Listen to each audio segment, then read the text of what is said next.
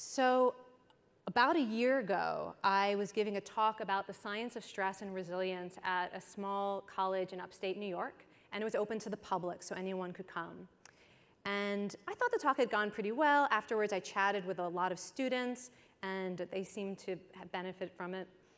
But the next day, when I got home, I had an email from someone who identified himself as the old guy in the back of the room. I'm not really sure who that was.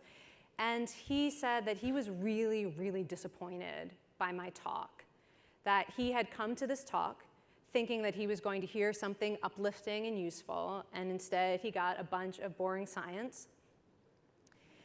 Okay, that's not a tragic gap, because I value science. He didn't. But the tragic gap was this. Then he went on to say, do you actually think that anything you said was of any use to the students in the room?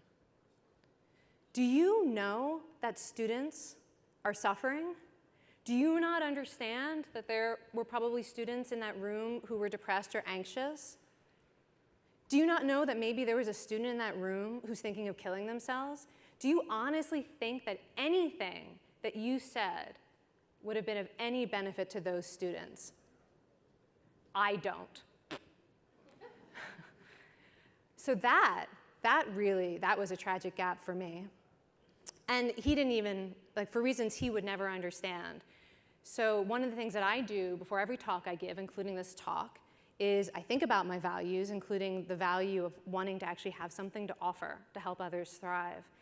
And I often am imagining who might be in the room tonight. And so before that very specific talk, I'd been thinking, okay, I remember what it was like to be suffering as an undergraduate. And I was thinking about the students in the room and maybe what they might need to hear. And I also sort of, in the back of my mind and coming forward a bit, was the thought of a specific student that I had had my first year co-teaching Introduction to Psychology, who actually killed himself after taking an incomplete in that course. And I've often thought about that as a missed opportunity and a great tragedy. And I've often thought about, is there any way to be in relationship with students who are suffering where you might be able to say something? You might be able to say what they need to hear. So I'd actually been thinking about that before this talk, and that email was like a dagger in my heart. It was like, oh, can't breathe. And I almost thought it was like a joke. Like, how could someone have seen so deeply into what I cared about and then sent that email?